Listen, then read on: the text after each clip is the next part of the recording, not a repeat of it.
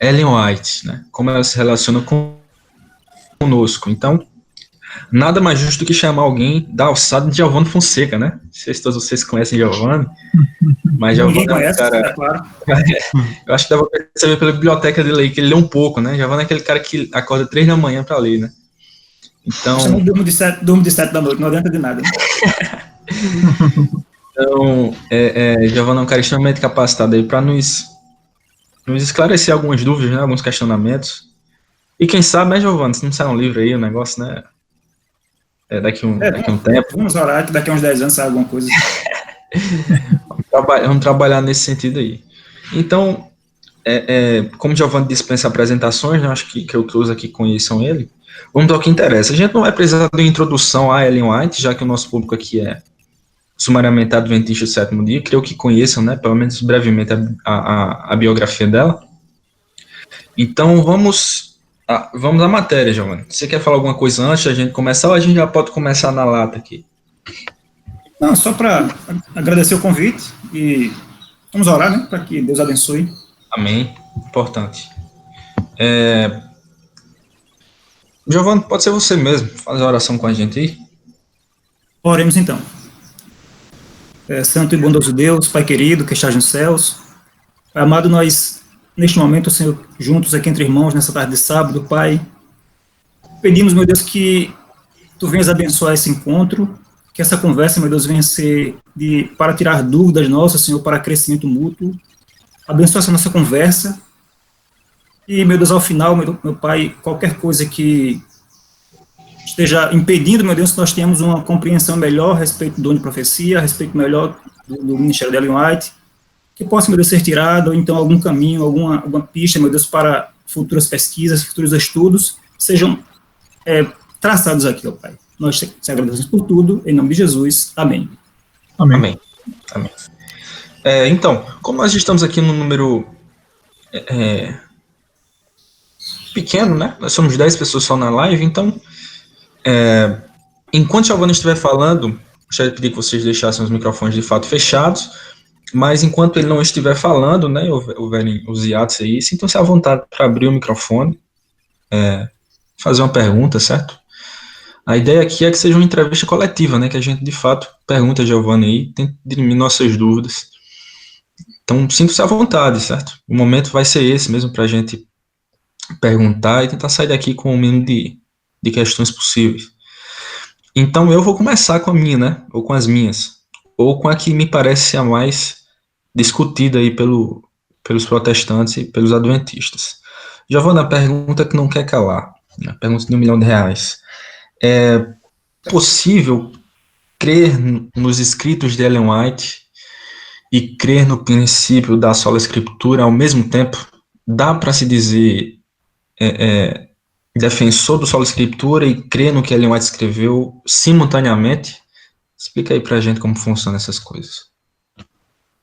Bom, primeiro de tudo, pessoal, aqui é uma conversa, tá? A gente aqui vai estar aprendendo, então vocês podem também dar suas contribuições. Quem posso dar alguma resposta aqui insuficiente, vocês complementam aí, tá? A resposta é sim, Vitor. Primeiramente que é através do sola escritura, é através da Bíblia que nós entendemos que os dons espirituais, todos eles, permanecem na igreja cristã até a volta de Jesus. Existe uma ala do cristianismo chamada de cessacionista, no passado foi muito forte, mas hoje está em declínio, e diz que 3 principais assim, dons do Espírito cessaram com a conclusão do Novo Testamento, que é o dom de profecia, o dom de cura, de milagres, e o dom de línguas. A maior parte dos cristãos, atualmente, não crê dessa forma. São chamados de continuistas, que todos os dons continuam. E nós, adventistas, estamos nesse lado. Nós acreditamos que todos esses dons continuam e que Deus, quando Ele achar por bem, quando o Espírito Santo quiser manifestar, Ele o faz, dando curas, inclusive profecia e língua. Então, como a própria Bíblia diz que o dom de profecia serve, eu gostaria que vocês abrissem a Bíblia de vocês, sei lá, se não quiser abrir, eu leio aqui. 1 Coríntios capítulo 14, versículo 3, fala assim: mas o que profetiza, fala para as pessoas, edificando, exortando e consolando. Ele está falando aqui, Paulo está fazendo um contraste entre o dom de línguas e profecia. Ele está falando isso aqui para a igreja de Corinto, e em nenhum local, e se você ler o capítulo 12, 13 e 14, aliás, a epístola inteira, você vai ver que o dom de profecia foi dado para a igreja. Não foi dado apenas para uma pessoa ou outra naquele tempo. Pertence à igreja cristã. E serve para edificar, para consolar, para exortar. Então, é pelo só a Escritura que nós defendemos que o dom de profecia permanece hoje. Não sei se essa era a questão que você queria ser respondida, se há algum conflito. Não há conflito, porque a própria Bíblia diz que ele permanece, diz que ele existe. Nos tempos do Novo Testamento existiram muitos profetas não canônicos. No Antigo Testamento também existiram muitos profetas, pessoas que recebiam revelações de Deus, revelação especial, e que não conflitava, e que não era uma negação do cânon. Existia o padrão, que era os escritos de Moisés, de outros profetas, e existiram alguns outros que também receberam revelação, mas que não eram uma negação, não constituíam uma negação, porque existe um profeta extra-canônico, está negando que você vai ter o cânon como sendo a base doutrinária. Uma coisa não nega a outra. Uhum. Então você está dizendo que uma das formas de ser coerente com o princípio da sola escritura é crer no Espírito de Profecia, né? Já que a Bíblia fala de forma muito pertinente sobre a existência e a continuidade desses dons. Tá, ok, então nós já... Certo. Você pode até duvidar que Ellen White tenha recebido esse dom, mas de que esse dom possa se manifestar nos dias de hoje, isso aí não. Isso é muito claro na Bíblia. Esse dom permanece. Uhum. Entendi. Perfeito. Então, tá ok, nós entendemos que, na verdade, crer no Espírito de Profecia não implica na prática, não implica em negligenciar o princípio da sola escritura, porque a escritura fala, né, acerca da existência dos dons, do dom de profecia. Mas eu creio que o problema seja um pouquinho mais delicado, né? Por quê? Porque Ellen White escreveu, né? Ellen White tem domos, ela tem volumes. Então a pergunta que surge naturalmente de tudo isso aí os escritos de Ellen White são, então, um complemento às escrituras sagradas? Os volumes que Ellen White escreveu, né, o Desejo a Todas as Nações, Estado da Redenção, o Grande Conflito que nós conhecemos, eles completam o cânon, né? Eles têm a mesma validade, por exemplo, do que João escreveu, do que Mateus escreveu, do que Marcos escreveu, do que Moisés escreveu? Ok. Entrando nas definições da polêmica que rolou de ontem para hoje, vamos falar em termos de inspiração.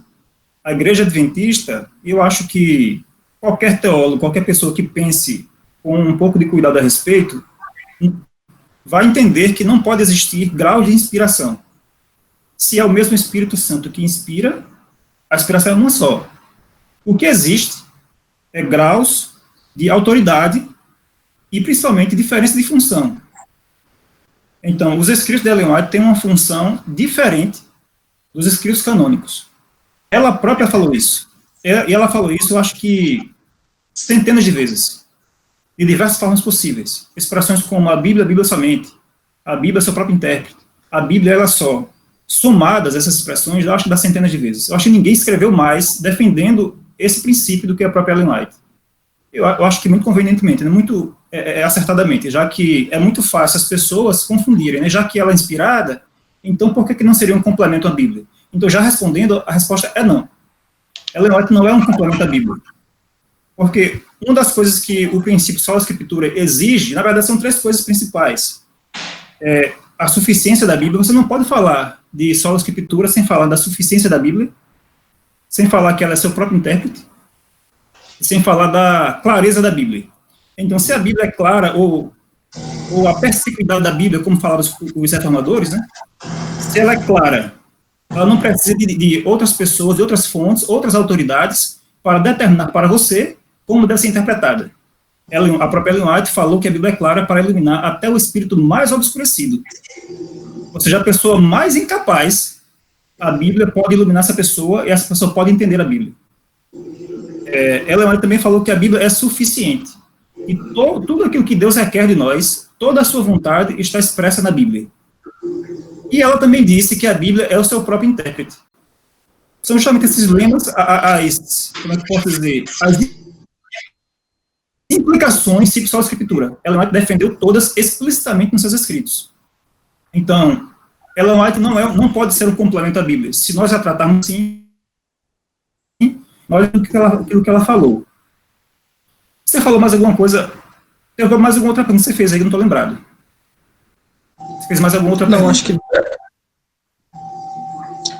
que é basicamente isso mesmo. É nesse caminho. Que me guia já uma outra pergunta que está aqui na agulha, mas pode finalizar o seu raciocínio. Então, ela não é um complemento à Bíblia, não é um comentário inspirado da Bíblia. Ellen White, ela muito raramente fez exegese de textos bíblicos. Até mesmo aquela série O Grande Conflito, quando você vai pegar e você vai ler, é uma espécie de comentário, digamos assim, mas ela não sai interpretando a Bíblia verso a verso, ela pega temas. Ela trata mais de temas gerais, assim, da Bíblia. Ela não sai pegando o livro de Gênesis e explicando capítulo por capítulo, verso por verso. Ela não faz isso.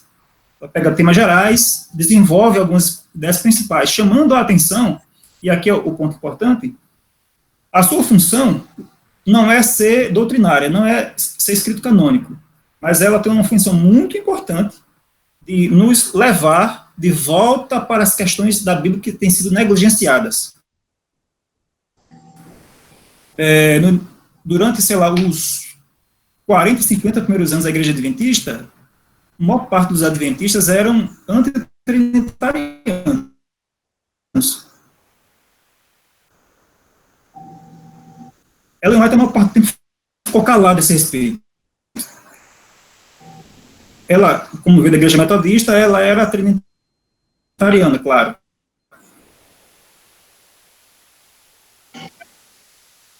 Mas ela ficava calada. A personalidade do Espírito Santo, a divindade de Jesus como sendo coeterno e coigual com o Pai, sem ser gerado, sem ser criado, sem ser derivado do Pai. Isso fez com que os demais adventistas vissem a importância do tema e se debruçassem sobre ele. Depois que ela começou a defender essa doutrina de maneira mais clara, pouco tempo depois houve uma virada, digamos assim, na teologia adventista, passando depois disso a fazer declarações claramente trinitarianas. Então, ela ajudou a chamar a atenção tantos que os pioneiros não estavam dando atenção. Veja que ela não inventou a doutrina da Trindade. É bíblica, outros cristãos creem. Mas os nossos pioneiros, nossos líderes, os teólogos da igreja, negligenciavam. Um outro tema semelhante foi a justificação pela fé. Durante muito tempo, uma abordagem equivocada no evangelismo da igreja a respeito no evangelismo, né, quando estava lá pregando, era de dar muita ênfase aos pontos distintivos da igreja, principalmente a lei e o sábado. O raciocínio dos caras era mais ou menos o seguinte: por que eu vou pregar sobre a graça aos batistas? Por que eu vou pregar sobre comunhão com os metodistas? Eles têm mais comunhão do que todos. Eu vou pregar para eles, aparentemente a ideia era boa. Eu vou pregar para eles aquilo que eles não têm, que seria, no caso, o sábado. Então, essa ênfase de só pregar aquilo que os outros irmãos não tinham, fez com que ao longo do tempo, fez com que os nossos evangelistas ficassem legalistas. E quando vai chegar lá também, perto de 1900, a situação estava tão crítica que explodiu uma guerra, digamos assim, na Assembleia Geral de 1888 em Minneapolis, a respeito desse ponto. Então, nesse momento, no meio desse debate, ela passou também a escrever de maneira muito forte, apoiando a justificação pela fé somente, coisa que ela falou explicitamente que ela sempre creu, mas ela não se manifestava. Ela sempre esperou que os teólogos desenvolvessem isso. Quando eles demoravam demais, quando estava tendo um debate, ela se posicionava de um dos lados do debate, que foi nesse caso, da justificação pela fé. Ela ficou ao lado de Jones e Wagner, a respeito desse ponto. Então, a igreja passou a dar importância a esse tema para estudá-lo e para ensiná-lo mais claramente. Mas, mais uma vez, eu repito, não é um tema que ela inventou. A gente não acredita na justificação pela fé baseada em algo que ela disse. A Bíblia ensina isso muito claramente. Então, é nesse sentido que ela foi muito importante, para levar as pessoas para a Bíblia.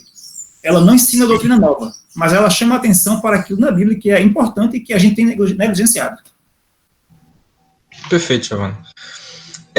O que diante desse quadro surge uma outra pergunta, porque então, nós entendemos já que Ellen White não tem a mesma autoridade que as escrituras, e aqui a função dela, né, naquele contexto que nos alcança, tem o interesse de nos conduzir ao estudo das escrituras sagradas, não é isso? Essa é a ideia por Isso.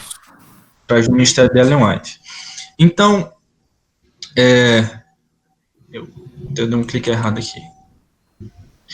Então, a pergunta que surge era necessário que Ellen White tivesse o dom do espírito de profecia para fazer essa condução do povo de Deus às escrituras? Por que eu pergunto isso? Pode parecer uma pergunta besta, boba, mas que eu pergunto isso? Porque também existiram os grandes reformadores, né? Lutero, Calvino e outros homens, e nós não achamos justo colocar Ellen White no mesmo patamar que esses personagens da história, né?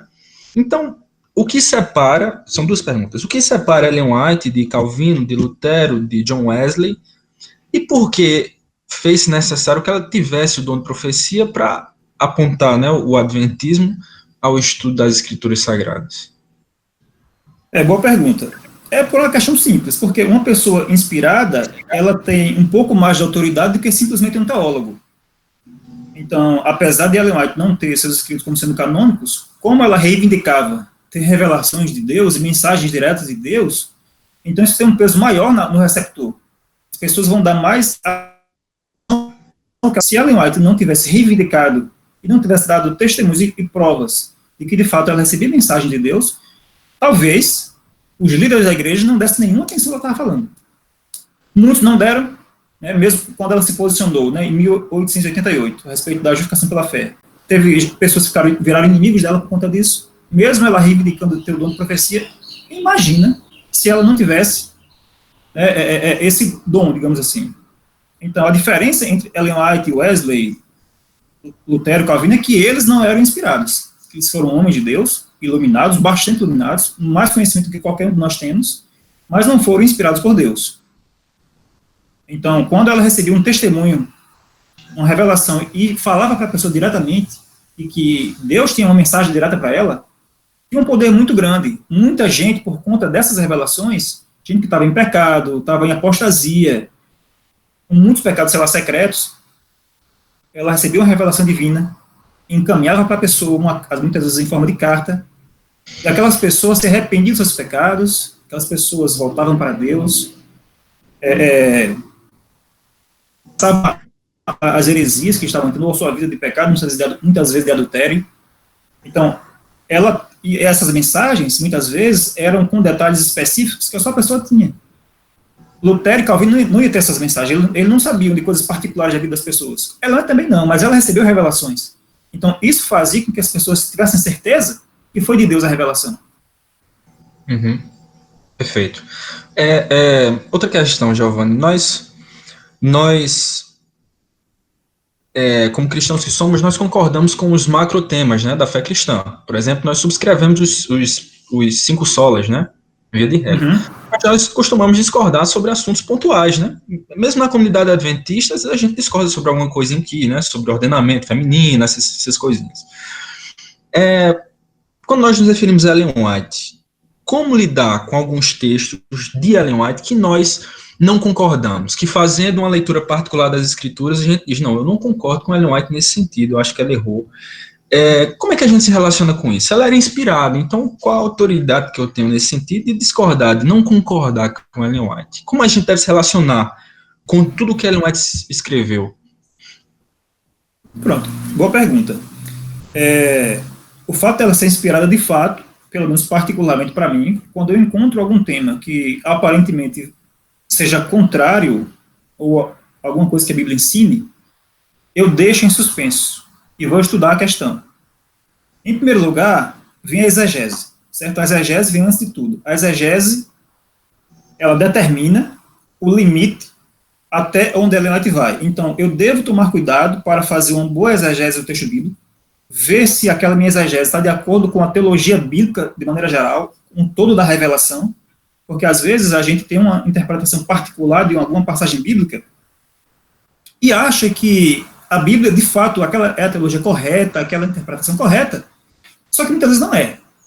Então, a gente tem que ter um pouquinho de ceticismo, um pouquinho de cuidado e humildade com as nossas próprias interpretações. Todos nós, quando vamos para a Bíblia, vamos com interesses particulares, vamos com os nossos pressupostos, e podemos ser induzidos ao erro muito facilmente. Isso acontece desde que existe a Bíblia, desde sempre, desde que o homem caiu em pecado. A gente tende a interpretar as coisas conforme os nossos interesses particulares. Então, a gente tem que ter humildade para isso. Depois que eu fizer uma exegese muito cuidadosa, procurar outras autoridades, outros especialistas, a opinião de outras pessoas, depois que já tiver feito a pesquisa completa e não faltar mais nada, e ainda assim, eu achar que está contradizendo com alguma declaração de Ellen White, aí vai ter um outro ponto. Inclusive, eu estou até escrevendo sobre isso. Tem que ver se o uso que Ellen White fez daquele texto bíblico era um uso exegético. Se ela estava, de fato, pretendendo interpretar a Bíblia. Frequentemente, ela não fazia isso. Eu já encontrei diversas declarações de autores nossos e tem essa mesma opinião, que Ellen White, frequentemente, ela se apropriava da redação dos textos bíblicos.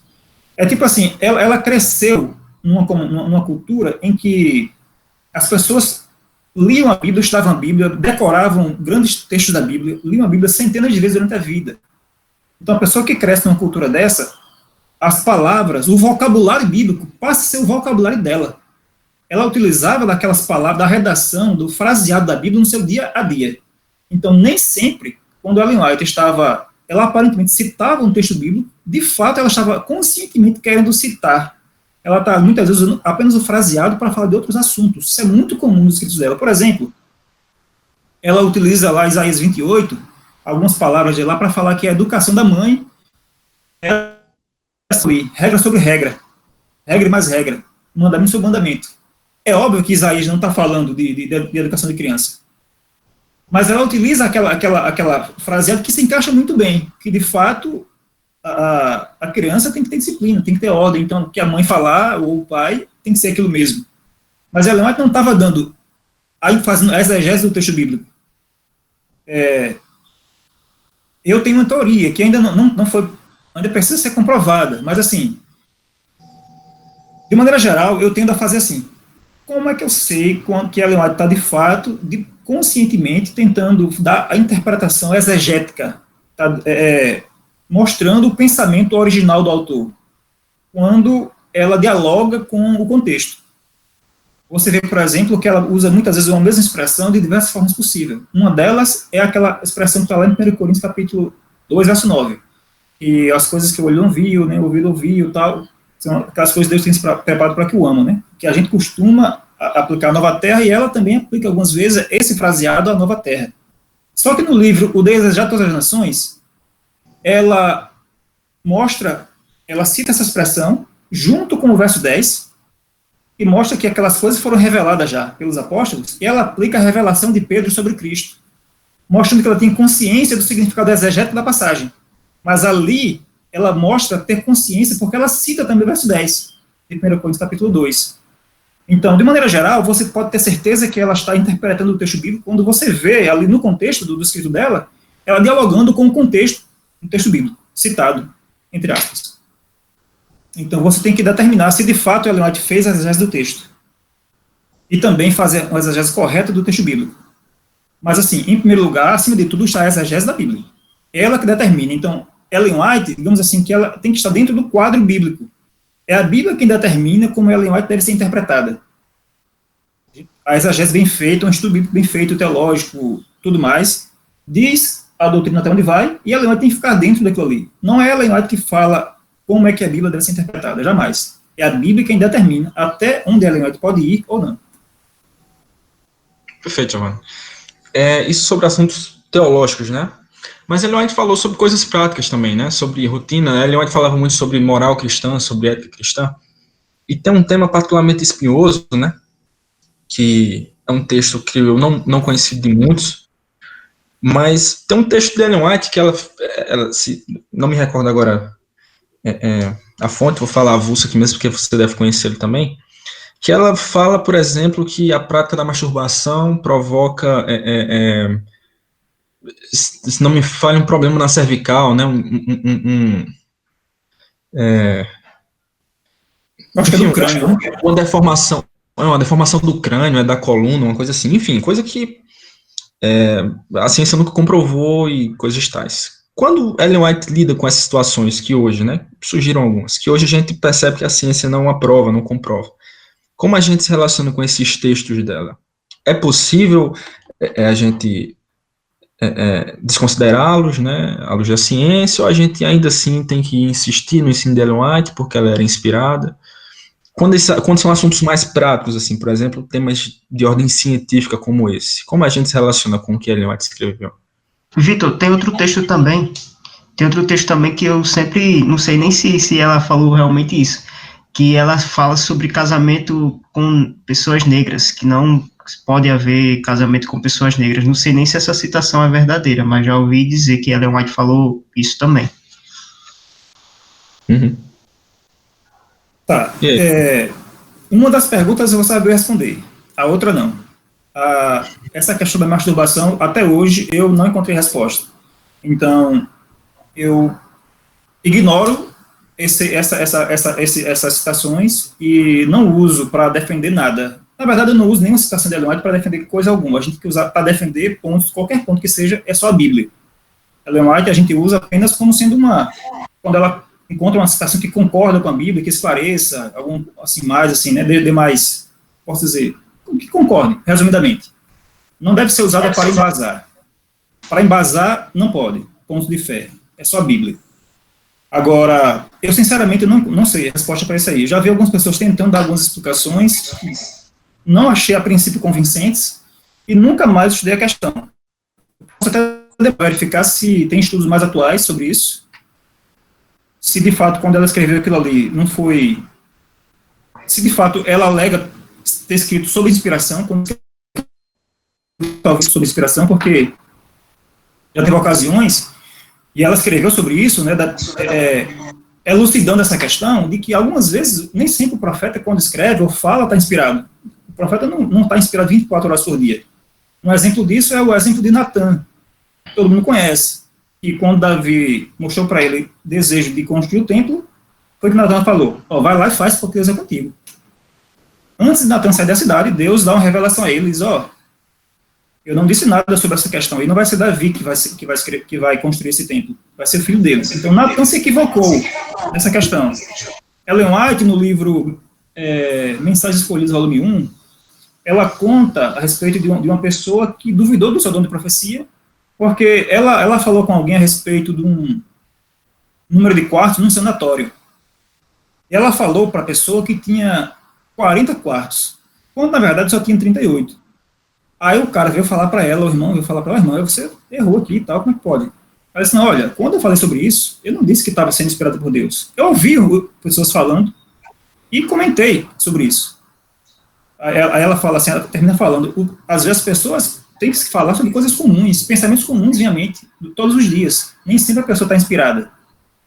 Então, eu teria que ter certeza, porque essas citações sobre masturbação, eu não tenho o contexto delas. Talvez ela tenha escrito isso numa situação que não foi sob inspiração.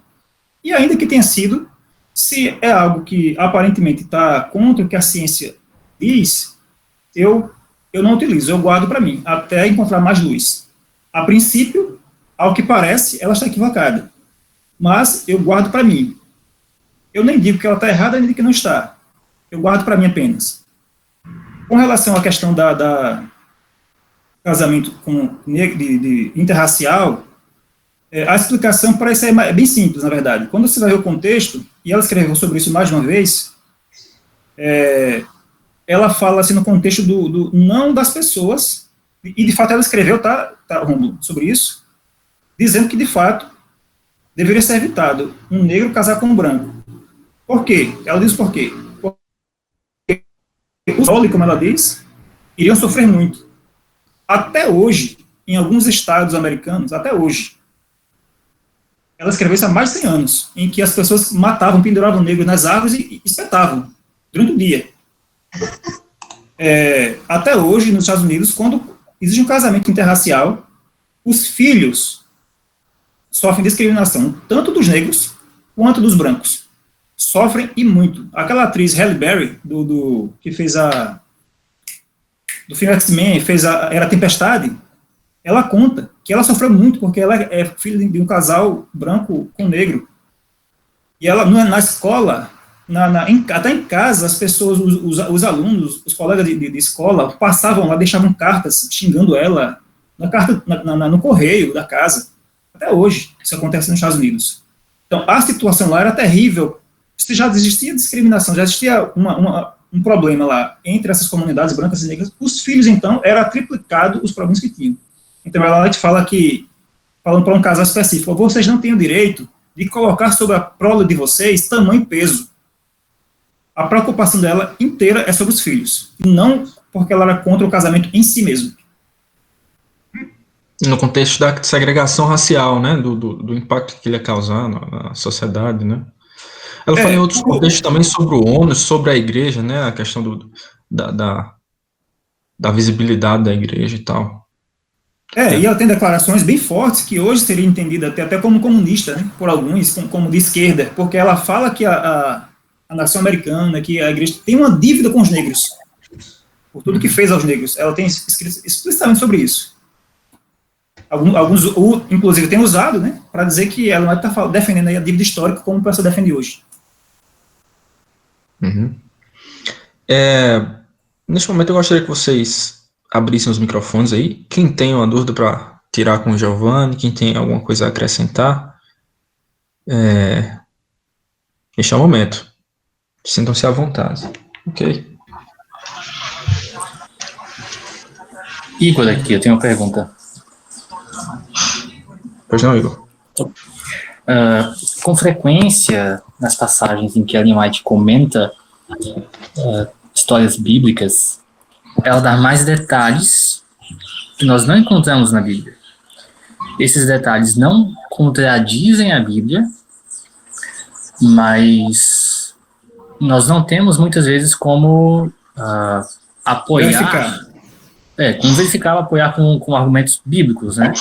Então, se a gente vê isso sendo usado num sermão, ou se alguma pessoa gostaria de tirar dúvida com a gente, ela tem essa interpretação, como a gente deveria lidar com a pessoa e com a passagem? Eu acredito que... Tá, algum barulho aí que eu não tô... eu acredito que, com relação ao sermão, é inadequado. É inadequado a gente utilizar de coisas que não possam... Que os ouvintes não possam... como posso expressar? Que os ouvintes não tenham como comprovar na Bíblia. Ainda que essas declarações, esses detalhes adicionais, não modifiquem nenhuma doutrina bíblica. Então, a gente tem que entender que os escritos de Ellen White não criam nenhuma doutrina, não geram nenhuma doutrina, nem modificam nenhuma doutrina já existente. Então, esses detalhes adicionais, tipo assim, a gente tem que entender como sendo alguma opinião da arqueologia, que descobre muitos detalhes sobre a vida de Davi, sobre onde ele morou, e tudo mais, sobre sua família, que não está no texto bíblico. Então, a gente coloca mais ou menos da mesma forma, como sendo algo que vai até trazer um pouco de mais luz para a gente entender um pouquinho o contexto da situação. Mas que na hora de interpretar e na hora de pregar, a gente não deve usar isso como base. A base, a gente tem que extrair inteiramente do texto bíblico. Sobre a opinião de outras pessoas, que você vem fazer alguma pergunta, você pode até falar assim, Ellen White, ela dá essa explicação aqui, diz que Davi, quando morreu, estava na situação X. Mas tem que deixar claro para a pessoa. Isso aqui, a gente não deve fundamentar nenhuma opinião nisso. Nossas opiniões devem ser fundamentadas exclusivamente na Bíblia. Ainda que não contradiga nada. Ainda que seja uma coisa correta. Tem que ser só na Bíblia. Maravilha. Giovanni, eu queria pedir sua opinião e saber a posição da igreja acerca disso, né? Creio que seja uma curiosidade não minha apenas. Mas é possível ser adventista do sétimo dia e não crer no ministério profético de Ellen White? Qual a sua opinião acerca disso? E para a instituição isso é possível? É possível batizar alguém que diz, não, eu subscrevo a todas as doutrinas, né, mas não creio no ministério profético de Ellen White. Essa pessoa pode ser batizada, ela pode fazer da nossa comunidade religiosa. E aí? Tá, deixa eu citar aqui o que o presidente da Associação Geral escreveu. Acho que eu perdi aqui. George Butler, ele escreveu, isso ela ainda era viva, perto de 1900, ali um pouco antes. Ele escreveu assim, depois eu mando a citação para vocês, tá? Diz assim, existem muitas pessoas que não creem nos testemunhos, foi mais ou menos as palavras, não creem e continuam entre nós, não são desassociados. A própria Ellen White tem declaração dizendo que os testemunhos não devem ser colocados como uma prova de comunhão para ninguém. As pessoas não devem ser excluídas da igreja simplesmente porque não creem. Se nas demais áreas da vida cristã, se a pessoa dá um bom testemunho nas demais áreas da vida, então, porque não crê nos testemunhos, ela diz, não deve ser excluída. O que os pioneiros não olhavam com bons olhos era o cessacionista. As pessoas que desprezavam a continuidade dos dons e, principalmente, e isso aí, de fato, a pessoa pode ser disciplinada por conta disso se a pessoa não respeita. Se a pessoa fica na igreja causando divisão, porque a igreja crê em ela, por exemplo, o cara está na igreja e fica defendendo, levantando a bandeira de que ela tem uma falta profetiza. Isso aí a igreja não admite. Se você não crê, você pode até não crer na Trindade e em outras coisas. Se você ficar na sua, sem causar confusão na igreja, você não será excluído. E agora, a Trindade, sim, é essencial para você ser batizado, né? Então, respondendo a pergunta, se algumas pessoas, e isso aconteceu no passado, né, colocava no voto batismal para você crer no ministério profético de Ellen White, não achava correto. E eu fiquei sabendo que ainda existe alguns locais que se exige isso para o batismo. À luz do que Ellen White escreveu, do que os pioneiros escreveram, do que o próprio presidente da Associação Geral escreveu na época. Tiago White também escreveu sobre isso, né, o esposo dela. Isso. Está errado exigir que para que a pessoa seja batizada, ela creia. Se essa prática ainda acontece, está equivocada. Não deveria acontecer, não deveria ser exigido disso. Que a pessoa tem que ser exigido dela não combater os dons e crer na continuidade. Ainda que ela não tenha encontrado evidências suficientes para ela de que Ellen White tenha recebido esse dom. Mas ela tem que acreditar que tem que estar aberta a estudar a questão. Isso aí é essencial. Perfeito. Giovanni, nos diga, por gentileza, qual a forma sadia de se relacionar com os escritos de Ellen White. Por que eu estou perguntando isso para você? Porque existe um sem número de pessoas que sabem decorados os trechos de Ellen White, né? Que sabe citar a página e a linha que está escrito, mas não parecem ser cristãos piedosos e, pelo contrário, parece ser uma classe de gente que mais provoca divisão do que une, né? Dentro da comunidade religiosa. Vocês devem conhecer esse tipo de pessoa, né? Eles sabem Ellen White de ponta a ponta, mas eles espalham, eles causam confusão, né? Eles desenvolvem uma teologia equivocada, principalmente no que diz respeito à reforma da saúde ou teologia da última geração, se utilizando de textos do Espírito de Profecia. Então a pergunta é, como é que a gente se relaciona de forma saudável com os escritos de Ellen White? Como a gente deve ir ao que Ellen White escreveu? Como a gente deve estudar Ellen White, né? Como é que a gente pode fazer isso, não contradizendo Ellen White, né? Estudando Ellen White como Ellen White queria que ela fosse estudada, lida, né? Compreendida. Tá, beleza. Antes de responder a tua pergunta, eu achei aqui a citação, tá? Está na Review de Herald de 1883, um anexo da revista. E diz assim, George Butler: muitos dentre nós não acreditam nas visões, estão em nossas igrejas e não são desassociados. Naquele tempo, a igreja adventista não tinha tanta, não era tão grande. Acho que não tinha nem 1 milhão de pessoas. Mas ele fala, muitos dentre nós. Hoje em dia, o número é bem maior. Talvez existam milhares e milhares de adventistas que não creem. Continuam e não são desassociados. Isso está nesse livro aqui, ó. E eu de cara já quero recomendar, tá? George Knight, Prazer em Conhecer Ellen White. Um dos livros mais legais, mais importantes que eu já li a respeito. Depois eu vou indicar outros aqui. Mas eu indicaria que começasse com esse. Então, essa questão que você perguntou, Vitor, é importantíssima. como é então que a gente lida, como é que corretamente com os escritos de Ellen White, e essas pessoas que utilizam de forma errada os escritos de Ellen White. Esse é um mal muito presente. Todo adventista que está na igreja há poucos meses, quase que certamente, já se deparou com pessoas que utilizam erradamente, utilizam os escritos de Ellen White para agredir, para atacar, ou tornar questões de ponto de fé e prática. Então, isso é pecado. A pessoa que está fazendo isso está equivocada, ela não está agindo como de fato deveria agir um cristão, e a comunidade, e aqui eu quero falar bem sério, a comunidade que não corrige isso, também está em pecado.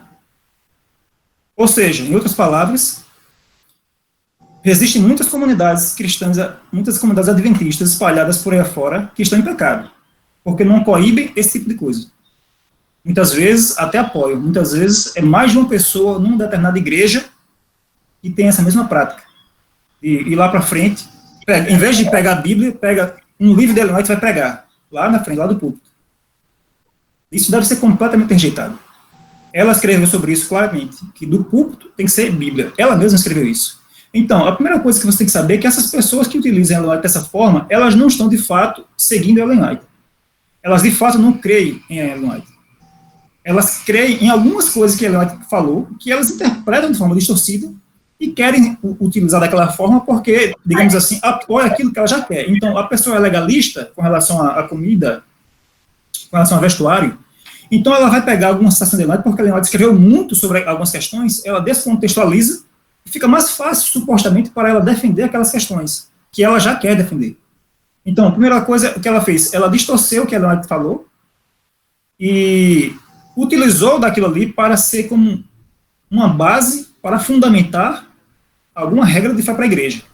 Essa pessoa está completamente equivocada. Ellen White, ela deve ser, como eu falei, acho na segunda resposta, segunda pergunta que você fez, ela deve ser utilizada, interpretada dentro do quadro geral da Bíblia. A Bíblia estabelece sobre vestuário, sobre tudo que a igreja cristã precisa para tanto com relação à doutrina, quanto com relação ao estilo de vida, está na Bíblia. Teve mais alguma coisa que você falou que eu esqueci, Vitor? Eu acho que É como a gente... Não, acho que você já respondeu. É como a gente deve se relacionar, então, com os escritos de Ellen White, né? Nós, como para que a gente não incorra no erro desses irmãos. Como a gente deve ler Ellen White? Assim, nós sabemos que existem compilações de Ellen White, por exemplo. Esses livros eu particularmente não gosto de consumir, porque os caras colocam lá parágrafos do Espírito de Profecia, né? Esse tipo de publicação deve ser evitado. Existem livros de Ellen White, né, que nós devíamos priorizar ao invés desses outros, né? Esse modelo de edição, de pegar trechos e fazer um livro só e compartilhar, ele tá certo, está errado? A gente deveria desencorajar isso aí. Essa é a questão, né? Como, então, ir a Ellen White e desfrutar o máximo possível de Ellen White sem cometer os equívocos que alguns de nossos irmãos cometem? É o primeiro ponto que vai determinar se a gente vai utilizar corretamente os escritos de Ellen White ou não, é aquilo que a gente já explicou, com relação a pessoa saber qual é a posição dela em relação à Bíblia. Se o adventista, que sabe que Ellen White não pode dizer nada além da Bíblia, ele não vai ter problema com as compilações. Se o cara sabe que é a Bíblia quem determina tudo, qualquer declaração de Ellen White, aparentemente, que não está de acordo com a citação bíblica, então você já deixa para você estudar posteriormente, se você não pode se aprofundar naquele momento. E saber que é a Bíblia que já colocou aquele limite. Então, as compilações, elas de fato, elas têm sido muito mal utilizadas por muitos irmãos. E hoje, com esses programas que tá todos os livros de Ellen White na internet e tudo mais tal, mesmo que essas compilações não tivessem sido feitas, essas pessoas, esses irmãos aí, legalistas, ou seja lá o que for, fariam as compilações deles mesmos. E seria uma maldição para eles mesmos, mesmo sem ter esses livros produzidos pela igreja. Agora, de fato, é mais aconselhável, por uma questão de metodologia mais saudável, a gente ir direto para os escritos que ela escreveu inteiro. Por exemplo, a série, o Grande Conflito, como eu falei aqui, que pega desde Patriarcas e Profetas, passando pelo Deserto das Nações até o Grande Conflito, esse tipo de material é o mais indicado. E o conselho que eu dou é que seja feito esse tipo de coisa. Por exemplo, se você vai ler alguma coisa sobre saúde, como você mencionou aí, então a primeira coisa que a pessoa deveria ler seria o livro A Ciência do Bom Viver, porque foi o livro que ela escreveu de ponta a ponta daquele jeito, não é uma compilação. E outra coisa importante, que tem um teólogo da igreja que eu gosto demais, chamado Merlin Burt, ele escreveu que existem 2 princípios norteadores para a interpretação da Ellen White que são muito importantes. Digamos assim, tema central, são 2 temas centrais dos escritos dela. É o amor de Jesus, é entregar Cristo como Salvador, né, a justificação pela fé. Esse tema do amor de Jesus, do amor de Deus, é central. Você não vai encontrar nenhum livro de Ellen White que ela tenha escrito mesmo, e até mesmo nas compilações, você não vai encontrar nenhuma que ela não dê muita ênfase nisso. Chame muita atenção. Se você ler, por exemplo, o livro O Desejado de Todas as Nações, chega um determinado momento que ela fala de maneira tão comovente sobre isso que, quando eu li as primeiras vezes, cada capítulo eu ficava em prantos no final. Ela dá muita ênfase no amor de Deus. E o outro ponto que ele diz, que é o que a gente tem falado aqui, é que ela enfatiza muito um retorno à Bíblia, o solo escritura, para que as pessoas vão à Bíblia. Então, Ellen White seria mais ou menos assim, como uma seta. Imagine aqui a seguinte situação. Eu aponto para o teto e digo, olhe para o teto. Se você ficar olhando para o meu dedo, você não entendeu a mensagem. Não é para você olhar para o meu dedo, é para você olhar para o teto. Então, Ellen White é mais ou menos isso, como esse dedo apontando para a Bíblia e para o amor de Jesus. Polêmico, porque tudo em virtude... Ela tem essa função de apontar. Então, a gente não deve encontrar uma citação, um tema nos escritos de Ellen White e ficar lá. Encontrar esse tema e ver o que a Bíblia diz sobre ele. E ver o que a Bíblia fala. E ficar com a Bíblia. Então, a gente tendo isso em mente, procurando nos escritos dela, entender mais sobre o amor de Deus. E obedecendo, quando ela fala para a gente ir para a Bíblia, essa é a forma mais saudável e correta de ler os escritos dela, porque foi essa a ênfase dela. Essa era a teologia dela. Uhum. Perfeito. Outra coisa, Giovanna, uma pergunta agora um pouco mais rasteira, assim, que já causou alguns debates em alguns grupos onde nós estamos, né? Que é a questão, falando sobre a reforma de saúde, particularmente a questão do café, né? Do café e dos chás. Ellen White é muito incisiva quanto a isso aí. Ela chega a chamar pecado, né? de pecado o consumo do café e do chá. Como lidar com isso, né? O crente, o adventista que toma café, de fato está incorrendo em pecado, ele corre risco de perder a vida eterna aí, porque está bebendo 2 dias de café. Como é que você se relaciona com essas afirmações, essas asserções de Ellen White? Porque, assim, não existe nada nas escrituras falando precisamente de café, mas também não existe nada falando sobre cocaína e outras coisas, isso aí a gente sabe. O que nós temos são princípios gerais revelados, né? Agora, qual o limite, né, da revelação desses princípios, né? Enfim, como é que você se relaciona com o cafezinho? Você gosta? Não, desde criança nunca gostei de café. É pior do que remédio para mim. Bom, mas olha, é o seguinte, essa é uma boa pergunta, porque, inclusive, eu tenho estudado sobre isso e verifiquei que, e George Knapp fala isso no livro do Estado da Igreja, esqueci o nome agora, Portadores de Luz, também há informação sobre isso. Ellen White estava inserida num grupo de reforma sanitária americano. Ela não foi a primeira pessoa a escrever sobre isso. John Wesley já tinha escrito sobre café, sobre chá, sobre vestimenta, sobre diversas questões de fé e prática que Ellen White posteriormente veio falar. Ele já falava sobre isso. José Bates, antes de se tornar adventista do sétimo dia, antes do milerismo, inclusive, ele já era abstêmio até de carne, se não me engano. Mas já era abstêmio de um monte de coisa. Essas pessoas não precisaram de Ellen White para entender que determinadas práticas não eram muito adequadas ou não eram muito saudáveis. Então, o princípio geral que essas pessoas utilizavam é com relação ao corpo ser como o templo do Espírito Santo. Você vai ver lá o livro de Provérbios, a literatura de sabedoria, e até o Pentateuco mesmo. No Novo Testamento, há diversas recomendações de que a gente deve viver uma vida para Deus, como o ser humano é um todo indivisível, e deve ser a sua vida inteira para Deus. Então, não é só a minha mente, não é só o corpo, o que eu vejo, tudo isso é de Deus. Então, na medida do possível, a gente deve viver uma vida, como falo de Provérbios, uma vida holística que agrade a Deus, uma vida sábia. E o sábio, ele vai tentar cuidar do seu corpo, ele vai tentar cuidar da sua mente, vai tentar cuidar da sua vida como um todo. Então, assim, voltando aqui, Ellen White, quando falou sobre todos esses itens aí, pessoas antes dela já tinham escrito sobre isso, cristãos, no contexto dela, aí, alguns anos, até décadas antes. Com relação a ser pecado de determinadas práticas, eu não sou especialista, mas eu já vi algumas pessoas falando, e algumas traduções que estão nos escritos dela, a respeito do café, não são precisas. Algumas citações que falam que é pecado tomar café, a tradução correta é viver tomando café. A prática contínua de tomar café. E não tomar café ocasionalmente. Digamos assim, seria o vício de tomar café que seria pecado. Com isso aí eu concordo. Eu acho que nenhum vício é bom, em nada. Com relação à pessoa que ocasionalmente toma porque não é o café em si, né? É o estimulante que lá tem, né? Que é a cafeína, né? Que o pó de guaraná também tem essa cafeína que estimula a pessoa a não dormir. Algumas pessoas usam isso porque vão fazer precisam ficar à noite acordado, alguma situação. Fazer uma viagem longa, né? Porque está dirigindo e tal. Algumas pessoas precisam de tomar certos cuidados para não causar acidentes. Então, nessas circunstâncias, eu particularmente não entendo como sendo errado. Mas o vício, sim, a dependência, sim, que, ao que parece, era sobre isso que ela falava, o uso contínuo dessas coisas. Uhum. Ok. Giovanna, agora uma pergunta personalíssima, certo?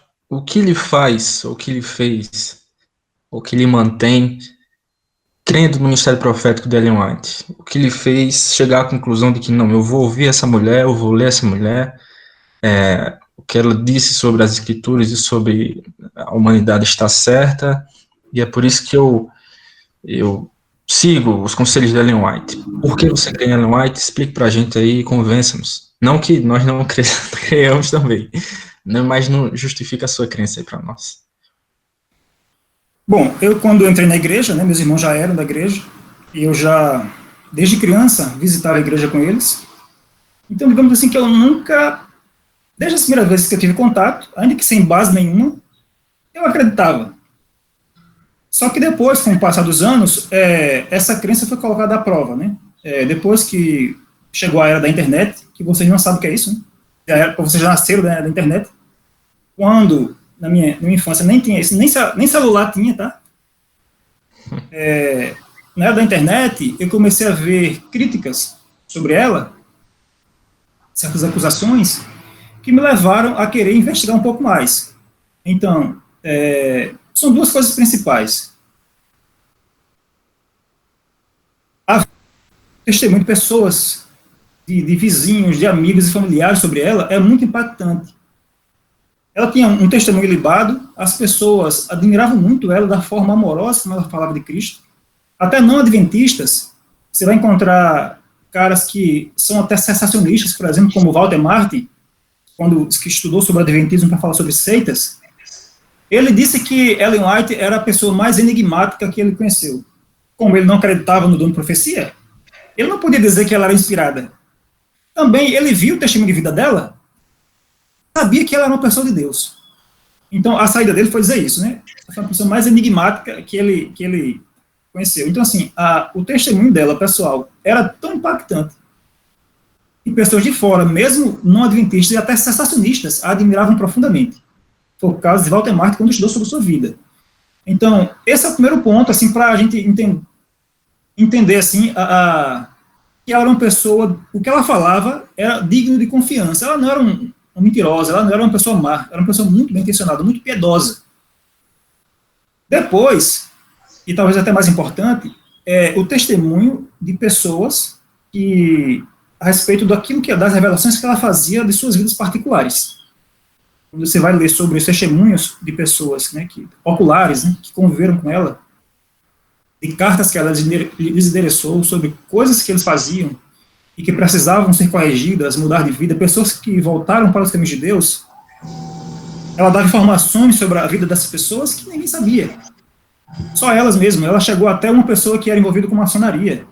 ela escreveu para esse camarada e quando estava conversando com ele, fazia alguns sinais que só os maçons sabem, só os homens sabem, as mulheres não sabem. Ela, quando fez determinados sinais, movimentos com as mãos, o cara ficou, epa, Charles, que é isso? Como é que você fez isso aí? Ela foi até inconsciente, ela não sabia. Ela perguntou o quê? Não fez nada. Ela disse, não, você fez movimento X, X e X. Bem característico, não é uma coisa assim involuntária, aleatória. Eram certos movimentos bem, que eu não sei quais são, né? Eu não sou maçom. Que assim, era inconfundível. Ele disse, não, o que você fez aí, só quem sabe é maçom, e os homens num grau mais elevado. Não tem como você saber. Então, ali ele viu como ela recebeu uma revelação sobrenatural para convencê-lo. E, a partir dali, ele deixou e abandonou a maçonaria. E relatos como esse há dezenas e dezenas. E que coisas que ela fazia, que ela falava, que ela só podia saber por revelação direta de Deus. E isso, para mim, é muito impactante. É muita gente que fala sobre isso. Não é uma nem duas pessoas. Então, eu não me acho no direito, digamos assim, de achar que todas... Não faz sentido para mim. Não é nem racional. Não é lógico acreditar numa coisa dessa. Que havia um complô de dezenas de pessoas, até centenas, dando testemunho sobre ela, a respeito dela sobre isso. Então, ela recebeu mensagens sobrenaturais de Deus. E os frutos disso, né, em terceiro lugar, era de trazer pessoas para a igreja. Pelos seus frutos os conhecereis. Então, ela trouxe muitas pessoas para voltar, para se arrepender e voltar para Cristo. Por intermédio desse ministério dela. E quando você vai ler, então, para fechar aqui, quando você lê o livro inteiro, de capa a capa, como Desejar Todas as Nações, sinceramente, eu acho que ele sozinho já é um argumento muito forte a respeito do seu ministério profético. Quem já leu o Desejado todinho, de capa a capa, assim, com calma, meditando, você se emociona quase a cada página, você se impacta muito com o amor de Deus, você fica muito chocado com a descrição minuciosa e emocionante que ela dá do amor de Deus. Muito bom. Então, por hora, pelo menos da minha parte, as perguntas que eu podia fazer aqui eu meio que esgotei, então abro outra vez aí para os senhores, para as senhoras, que quiserem fazer alguma pergunta a Giovanni. Eu tenho uma pergunta. Pois não, Rom. Porque uma das principais acusações que a gente recebe de pessoas de outras denominações é em relação ao papel dela dentro da doutrina da igreja. Tem alguma relação dela? Porque, que eu saiba, eu acho que ela nunca teve nenhum cargo, né, assim, administrativo da igreja. Então, em relação às nossas doutrinas e a Ellen White, será que tem alguma ligação aí? É essa a pergunta. Essa pergunta é muito importante, né? Primeiramente, a gente tem que ouvir o que ela mesma diz. E a Bíblia é a única regra de fé e prática. Se a Bíblia é a única regra de fé e prática, se a Bíblia se interpreta a si mesma, se ela é suficiente, se ela é clara, como a própria Ellen White diz, então não faz nenhum sentido acreditar que ela tenha escrito alguma coisa para fundamentar alguma doutrina nossa. Seria uma contradição entre ela com ela mesma. Como então os escritos dela foram utilizados? Uma resposta que eu dei para Vitor. Ela chamava a atenção para alguns pontos negligenciados pela teologia adventista, quando os pioneiros demoravam muito para avançar naquelas questões. Quando eles demoravam demais. Mas todos esses pontos que ela enfatizou antes dos pioneiros já eram temas queridos pela igreja cristã protestante histórica. Ou seja, se já era querido por outros cristãos, é ilógico a gente achar que foi baseado nos escritos dela. Se outros cristãos que não creem nela, creem na mesma coisa que ela, na mesma coisa que a gente crê. Em outras ocasiões, que eram as doutrinas mais distintivas, digamos assim, da igreja adventista, como o juízo investigativo, mortalidade da alma, sábado, esses pontos eram o contrário. Ela sempre passava a crer depois dos outros. Que os pioneiros juntos, reunidos, estudavam a Bíblia e descobriam um ponto. Até então, ela passava todo o percurso, todo o tempo de estudo, ela sem entender, muitas vezes, nem sequer entender a discussão que estava se passando. Depois que estava estabelecido algum ponto, aí semanas, meses, até anos depois, ela recebeu uma visão confirmando aquele ponto que os irmãos já tinham estabelecido com base somente na Bíblia. Em algumas raras ocasiões, quando os irmãos estudavam bastante uma doutrina, e para fechar a questão, às vezes tinha uma dúvida num ponto bem específico, ela recebeu uma visão, confirmando os outros pontos, e depois, assim, com a Bíblia aberta, ela ficava apontando a relatos sobre isso, apontando, sem mesmo olhar, para versos bíblicos que não tinham sido considerados, para os irmãos pegarem e olharem esses versos e estudarem. Aí, às vezes, um ponto era resolvido, era fechado alguma arestazinha dessa forma. Mas não era com a autoridade dela, ela era apontando para a Bíblia, para textos bíblicos, que não tinham sido ainda considerados, sobre aquele ponto específico. Isso foi coisa muito rara, e ainda assim não foi estabelecido com textos dela. Foi com base na Bíblia, com textos bíblicos que ela, assim como qualquer pessoa, pode apontar. Eu estou estudando um texto bíblico aqui, o pessoal não sabe, veja esse verso. Era mais ou menos isso. Depois de todo o debate, tem esse verso aqui que vocês não olharam ainda. Mais ou menos isso. Massa. Bom. Mais alguém? Alguma... Eu tenho uma pergunta. Pois não, Igor. Levando em consideração que o principal objetivo de Ellen White é apontar para a Bíblia, nós hoje, cristãos que entendemos esse papel supremo da Bíblia, das Escrituras, que entendemos a necessidade de interpretar a Bíblia no seu contexto, nós precisamos ainda de Ellen White? É importante que nós leiamos Ellen White com frequência? Sim, eu acho importante sim, porque lá nos escritos dela vão estar as ênfases, que a gente esquece. Lembra daquela frase de Lutero, que ele falou assim, eu prego o evangelho para mim todos os dias, porque eu esqueço todos os dias. Então, aqueles temas importantes, centrais, que a Bíblia ensina, frequentemente a gente esquece. Frequentemente. Então, a gente lendo, por exemplo, eu não preciso ler todos os livros dela, mas ler aqueles principais, aqueles que ela escreveu principalmente no final do seu ministério profético, né, que são os mais, que ela argumenta mais fortemente a respeito do amor de Jesus, da justificação pela fé. Esses livros aí vão estar constantemente, de maneira continuamente, enfatizando certos pontos que a gente costuma esquecer. E, por exemplo, sobre a questão de saúde mesmo, quando eu passo muito tempo sem estar lendo algum livro de Ellen White, assim, alguma coisa, eu costumo às vezes esquecer e relaxar muito. E esse é um princípio bíblico, esse é um princípio que a Bíblia fala com relação à saúde do corpo, João fala isso, Paulo fala isso para Timóteo, que ele precisa cuidar da sua saúde e tudo mais, mas muitas vezes a gente é levado, a questão do dia a dia, do trabalho, a comer comida rápida, pronta, assim, tal, a esquecer. É um princípio bíblico. Deus quer que a gente tenha uma saúde melhor para a gente poder servir melhor, poder servir melhor as pessoas precisam de nós. Então, às vezes eu vou pegar e leio o Grande Conflito, leio um outro livro, e vejo lá ela chamando a atenção para isso novamente. Eu lembro diretamente do escrito, caramba, estou me esquecendo disso. Isso é só um exemplo que estou dando, tem várias outras áreas que a gente precisa ser relembrado constantemente. Então, sim, é sempre útil ler o que ela fala. Não quer dizer que a gente vai precisar ler todo dia. Tem que ler todo dia a Bíblia. Mas é bom ler como uma meditação, muitas vezes, no final de semana e tal. Ok. Mais alguém? Perguntas, sugestões, acréscimos? Este é o momento. Enquanto vocês vão pensando aí, deixa eu fazer mais algumas indicações, tá? Sim. Um outro material que eu indico bastante é esse aqui. George Knight também, tá?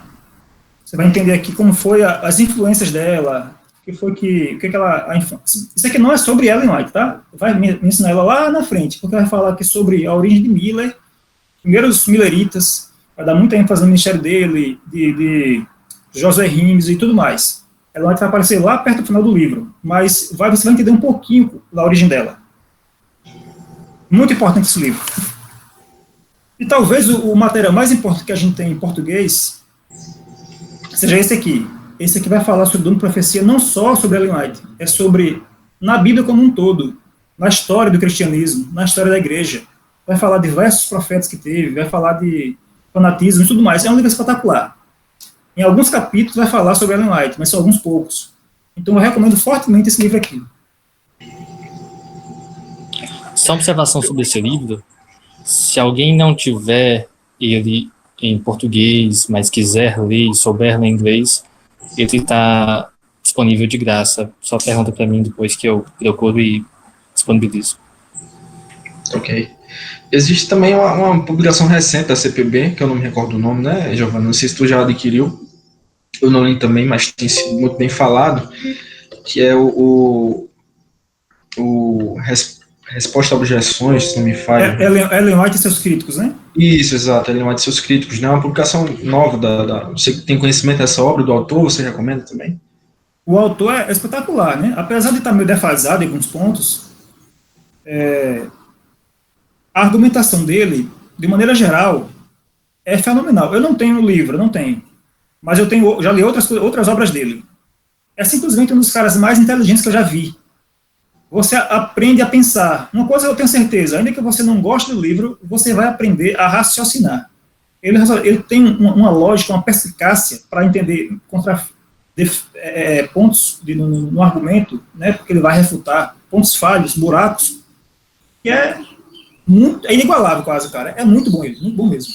Se eu tivesse vivido nos tempos de hoje, com todas como posso dizer, descobertas a respeito, né, os estudos avançados sobre Ellen White e outras coisas, esse livro seria uma coisa assim divina mesmo.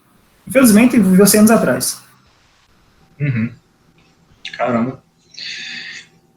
Então, vocês tiveram tempo para pensar, Giovanni já fez as recomendações dele, né? Vou abrir outra vez a possibilidade de alguém perguntar. Não vou perguntar porque não tem dúvida, então tá muito bom, tá todo mundo firme na sua crença em Ellen White. Creio que não vai surgir ninguém. Então, Giovanni, eu pediria para você encerrar, certo? Esse momento que nós tivemos aqui, de pouco mais de 1 hora, né? Pode ser uma oração apenas, se você quiser falar mais alguma coisa aí, sinta-se à vontade para finalizar esse nosso bate-papo. Tá. Deixa eu pensar aqui alguma coisa que poderia acrescentar.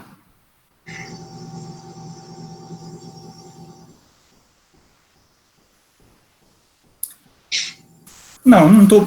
Vocês aí não pensaram mais nada, eu também não lembrei. Vamos orar então, vamos encerrar.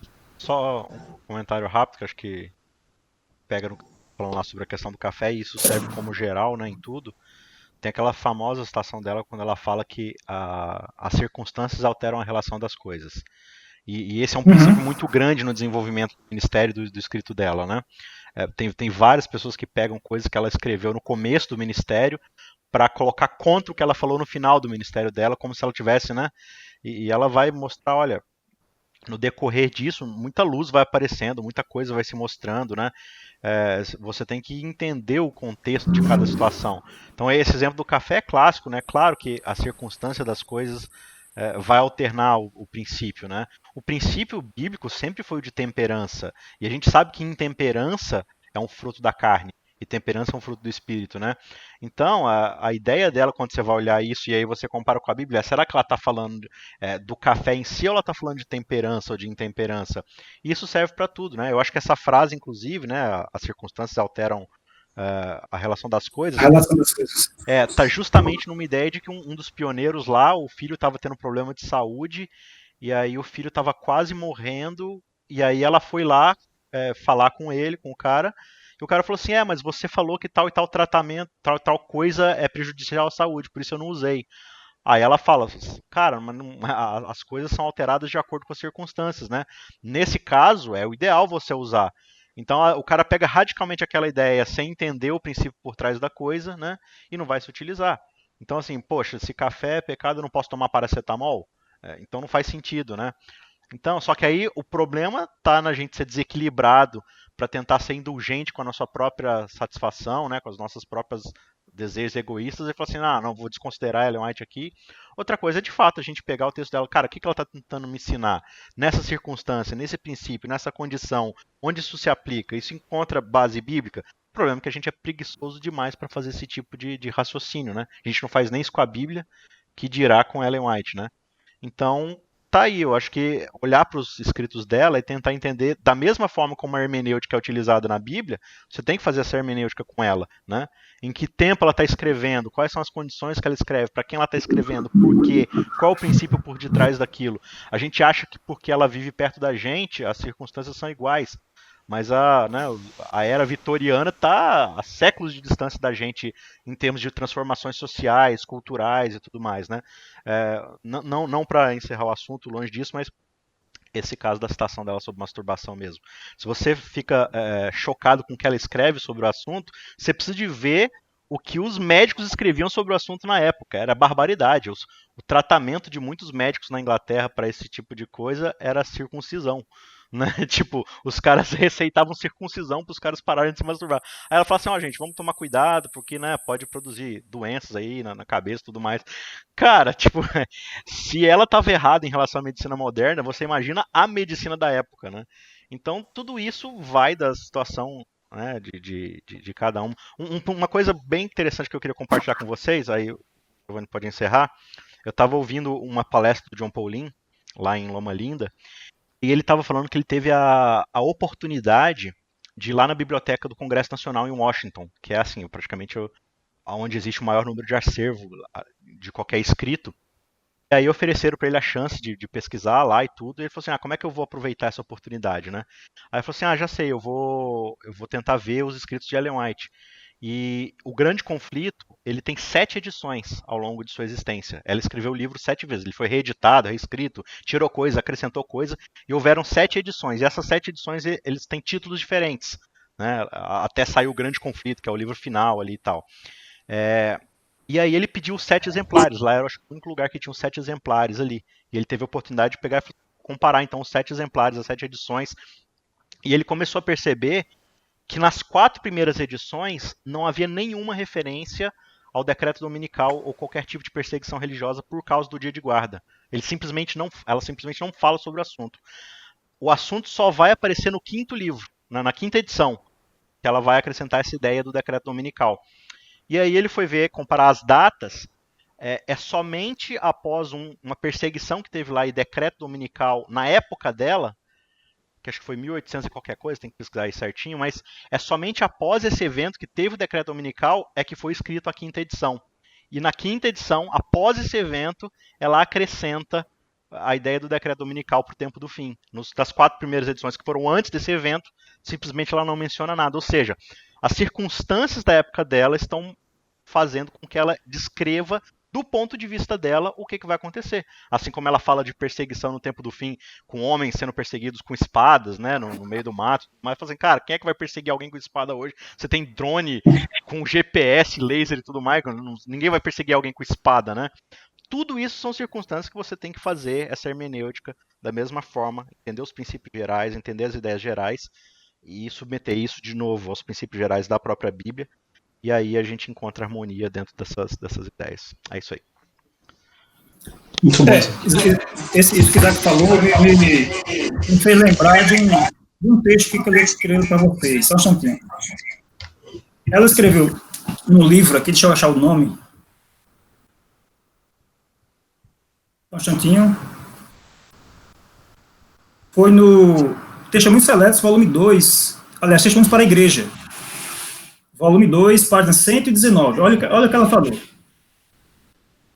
Muitos vêm a nós com a pergunta: devo fazer isto? Devo envolver-me nesta empreitada? Ou com relação ao vestuário?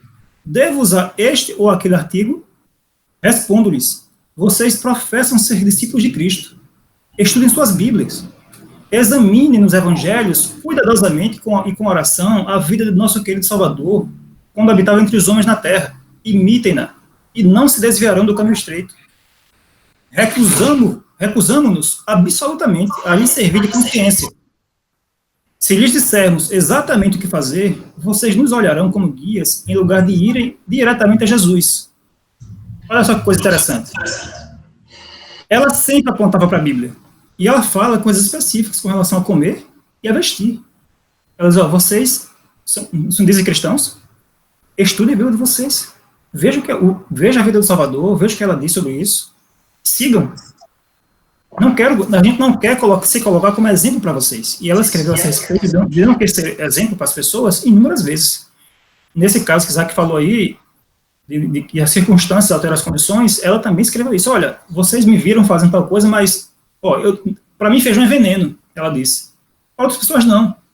Então não tem uma regra fixa sobre alimentação para todo mundo. Cada pessoa é diferente da outra, então para uns uma regra vai ser uma, para outros a regra vai ser outra. Procure ver, usem o bom senso, ela falou isso muitas vezes. Esse exemplo que Isaac citou aí, né, de uma família, até me ocorreu aqui em memória. Ele falou por alto. Eu me recordei, né, era uma família estritamente vegetariana, que estava seguindo a reforma de saúde, e o garoto estava definhando, né, o garoto lá, o filho da família estava perto de morrer. Ela foi lá e mandou preparar uma canja de galinha, né, meteu uma canja no garoto, foi quando o garoto começou a se recuperar. Então, cara, faz muito sentido a luz do que Isaac Rezende disse, né, porque depende das circunstâncias, né, ela dá princípios gerais, algumas pessoas vão se adaptar ao modelo fazendo referência à reforma de saúde, estritamente falando, né? Algumas pessoas vão se adaptar a um modelo estritamente vegetariano, outros vão usar com moderação. Existe até a discussão, né, acerca do que ela queria falar sobre vegetarianismo, né? O que ela queria dizer quando falava de vegetarianos, né?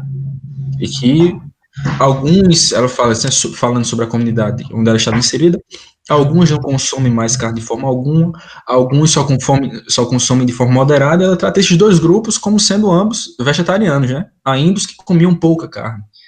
Então, existe muito essa questão aí da honestidade com a qual nós vamos aos textos de Ellen White, e as ferramentas que nós aplicamos ao estudo da Bíblia é que nós devemos aplicar, né, aos estudos do Espírito de Profecia, pelo menos é assim que eu entendo. Se na Bíblia a gente vai a um texto que parece confuso para a gente, então a gente faz uma análise de todo o contexto, a gente precisa ler o capítulo, de repente precisa ler o livro inteiro para poder entender aquela passagem corretamente, então não deve ser diferente nem com Ellen White, nem com nenhum autor do mundo, né? A gente devia fazer isso com toda pessoa que escreveu alguma coisa, né? O cara escreve uma frase lá e a galera usa indiscriminadamente, mas a gente não sabe em que contexto o cara falou, onde ele falou. Então isso é importante não só a respeito das escrituras, não só a respeito de Ellen White, mas a respeito de absolutamente tudo que a gente vai fazer, né? De toda a leitura, de todo bom estudo que a gente for fazer na nossa vida. Isso é um princípio para a vida, né? É conhecer o... Exatamente. Então, é isso aí. Muito bom. Obrigado, Isaac. Pessoal, quem não... esse Isaac aí é o Isaac, é aquele Isaac mesmo da Novo Tempo, certo? É o Isaac do Contracultura, Isaac Rezende. Obrigado pela sua participação, Isaac. Isaac é já pedi um autógrafo aqui aí. Já pedi um autógrafo. Outro dia a gente marca um aí com o Isaac também, pra gente discutir algumas outras coisas, quem sabe. Show, legal. Então, creio que seja isso por hoje. Surgiu alguma dúvida nessa discussão que a gente teve aqui? Mais alguém? Alguém ainda está em tempo, certo? Se vocês quiserem, abram o microfone, perguntem a Giovanni ou a vocês. Eu lembrei de uma citação aqui, Vitor, porque tem muitas coisas que o povo fala que parece que inventam lendas, né? Lendas sobre Ellen White, coisas que ela falou que nem sequer ela disse isso. E tem eu já ouvi falar pessoas falando sobre ela prever a questão lá do ataque das Torres Gêmeas. Teve alguma coisa disso? Ela preveu esse ataque? Rapaz, eu não sei disso. Não, a situação na época que aconteceu isso aí, eu me lembro muito bem, inclusive depois vocês tirem onda com o Bruno, ele escreveu, ele mandou até para um jornal, eu saiba, foi publicado no jornal aqui, dizendo que ela previu a queda das Torres Gêmeas. Olha aí. Tirem onda com o Bruno depois, tá? Já sei a fonte. Que eu me lembre, eu não lembro da citação agora exatamente toda, mas ela não especifica nada ali. Não dá para você dizer que com certeza é sobre as Torres Gêmeas. Não dá para ter certeza. É uma coisa bem geral, que possivelmente vai ser só quando Cristo estiver voltando mesmo, bem pertinho de voltar, que vai começar a acontecer essas coisas. Então, assim, voltando com relação à alimentação, é importante explorar um pouquinho mais. Ellen White nunca falou, por exemplo, como algumas pessoas falam na igreja, que comer carne é pecado. Ninguém perguntou isso, mas pelo contrário, ela disse que não é pecado. Ela disse, eu não digo que comer carne é pecado. Eu falo para tomar cuidado, para abstinência e tal, em alguns, assim, né, para uma diminuição, porque não é bom para a saúde. E nesse ponto é fundamental o contexto histórico. Se você ler o livro de Herbert Douglas, quando ele tem em algumas notas de rodapé, quando vai falar sobre a carne, ele dá muitos detalhes interessantes. Ele explica como lá nos Estados Unidos, em várias cidades, em vários estados, a saúde, as noções de higiene eram praticamente inexistentes. As pessoas pegavam em algumas cidades, alimentavam os animais, por exemplo, o rebanho, boi, vaca, com o lixão da cidade. Eles compravam lá, o prefeito, sei lá, de alguém, e botavam os bois, os bichos, para se alimentar daquilo. Os animais pegavam muitas doenças, sofriam muito de tuberculose, porque não tinha uma vacinação sobre isso, como tem hoje. Eu acredito, particularmente, que se a Ellen White tivesse escrito hoje, a linguagem dela a esse respeito seria bem menos forte. No tempo dela, os animais que adoeciam tuberculose, as pessoas pegavam os caras, suspendiam a vaca, porque não conseguia mais ficar em pé, e tiravam o leite dela até ela morrer. Enquanto ela estava dando leite, ficava lá. Quando ela morria, que jogava fora.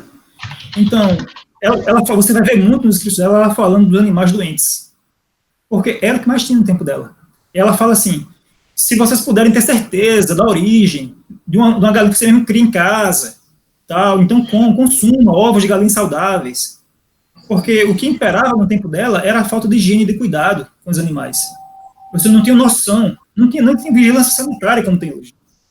Hoje as pessoas ficam falando muito, não, mas as empresas querem lucrar e vão vender de todo jeito. Não é bem assim. Claro que a intenção do ser humano é querer vender de todo jeito. Só que hoje existem órgãos fiscalizadores. Hoje você pode ir em empresas sérias e olhar lá como é o processo de produção do alimento. Você pode ver. É permitido em várias empresas. Então, hoje existe uma noção maior de bactéria, de vírus, de produção. Existem leis rígidas. E se, por exemplo, vocês se lembram quando a Parmalat descobriu que estava faltando água, alguma coisa assim, não sei. E foi pego. E ela pagou multa altíssima, a Parmalat. Teve que perdeu, quase faz, chegou à falência. Tempo desse, não sei se vocês lembram. Faz um bom tempo já. Então, no tempo dela não tinha isso, não. Essa vigilância, você receber essas multas porque estão botando... Olha, ele explica lá, detalhe, nos jornais, que Herbert Douglas mostra que os caras colocavam cal no leite, colocavam melaço, colocavam um monte de coisa. Acrescentavam, além colocavam, por exemplo, parece que era para cada 2,5 litros de leite, acrescentavam quase uma outra parte dessa de água, aí para dar a coloração ficar branco, colocava cal, um monte de coisa. Era um absurdo. Então adoecia e matava as pessoas mesmo. A alimentação naquele tempo adoecia e matava as pessoas. E outra coisa, quando Ellen White falou, dando ênfase na questão da importância da alimentação vegetariana, assim, mais de verduras e frutas, também foi num contexto em que as pessoas tinham acabado de sair de uma quase uma pandemia de cólera, digamos assim. E alguém escreveu que a culpa estava vindo essa contaminação das verduras, das plantas, e o povo parou de comer, só comia carne. Ela mesma achava, quando era criança, que vinha saúde para ela, que ela seria mais saudável se comesse carne, e só carne. Então as pessoas, praticamente ninguém comia verdura. Praticamente ninguém. É pior do que as pessoas no interior hoje, aqui as pessoas mais velhas, que acham que você vai ter saúde se você comer muita carne, gordura, essas coisas. No tempo dela era muito pior do que isso. As pessoas tinham medo de comer verdura. Aí ela começou a falar que tem que deixar mais a carne. A alimentação, a dieta básica das pessoas, acho que era 50% a 80% de carne, ou mais. Então era mais sobre a saúde, né, na produção do alimento em si, do que sobre o alimento em si, né? Exato. Na carne em si, mas na saúde da carne, do animal. E a mesma coisa aplicada às verduras, né? Até porque ela insiste, né, que quem puder faça o seu próprio roçadinho lá, né? Planta as suas próprias verduras.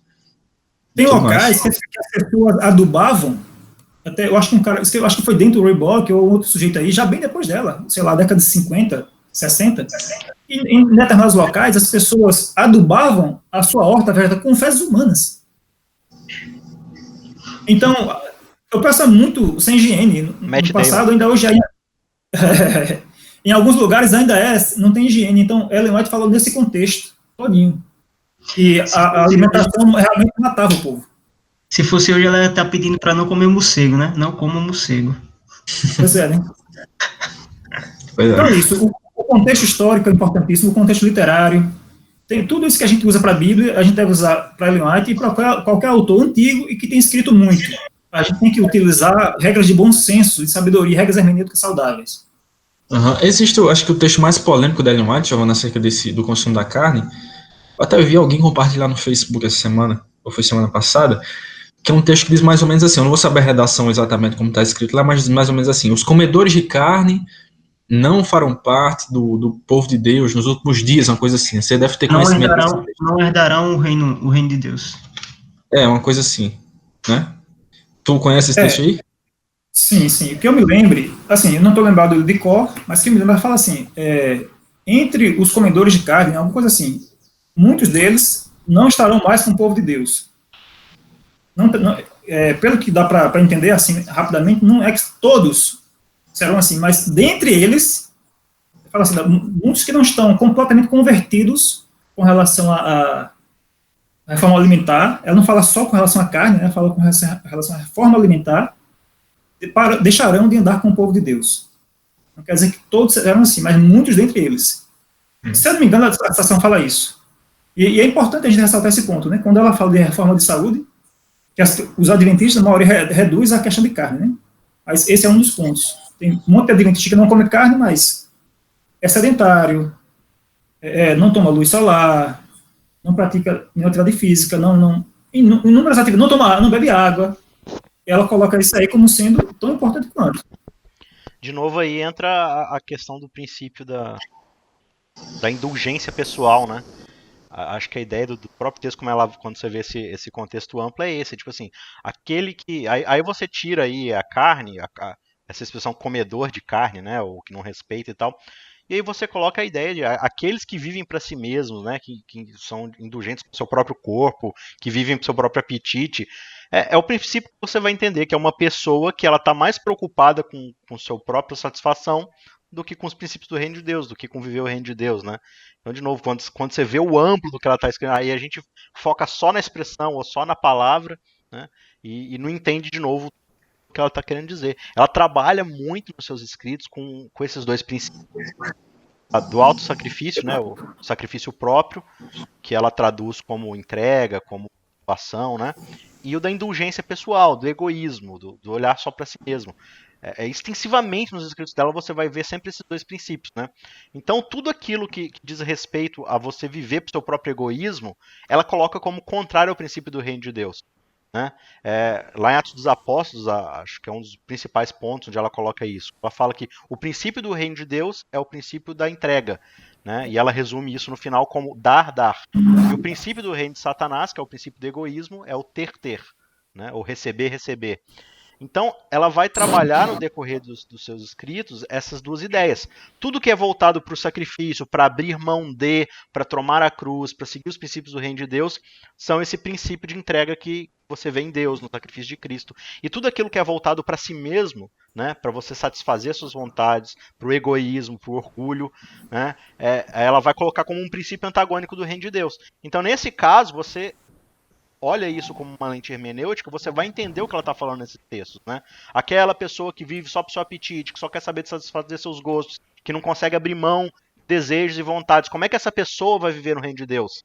Se o reino de Deus é justamente onde você se sacrifica, onde você abre mão das coisas, né? Não no sentido salvífico, mas pela própria natureza do reino de Deus, que é de entrega, que é de serviço, que é de abdicar das coisas para poder amar os próximos, né? Esse é o grande princípio.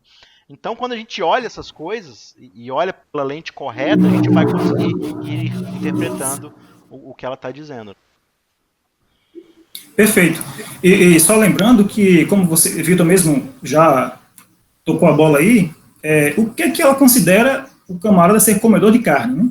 Para ela, ser vegetariano era uma pessoa que comia carne moderadamente.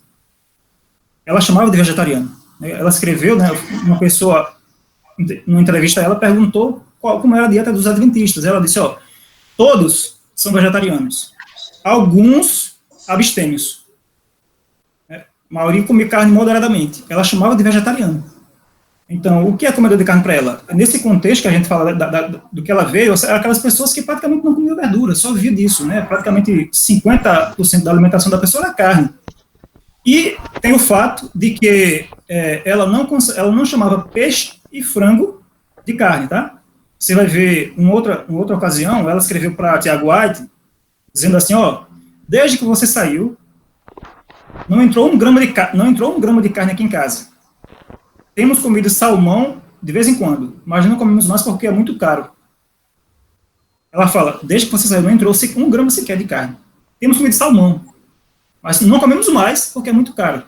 em outra situação, quando ela estava na Austrália, ela escreveu, não sei para quem, acho que foi para o filho dela, pedindo que ele trouxesse peixe seco, traga porque vai dar sabor ao alimento aqui.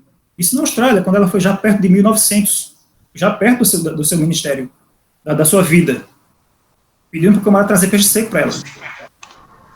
Ellen White é aquela tia irritante da cantina que você pergunta: a coxinha é de carne? Não, é de frango. Ah, tá, porque frango dá na árvore, né? Mas exatamente. Essa diferenciação aí é importante. Desculpa, pode falar.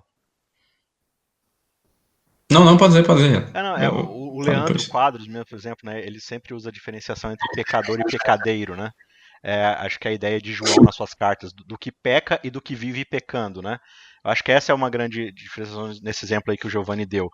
Se essa ideia de que alguém é vegetariano porque ele abdica do máximo possível da carne, né?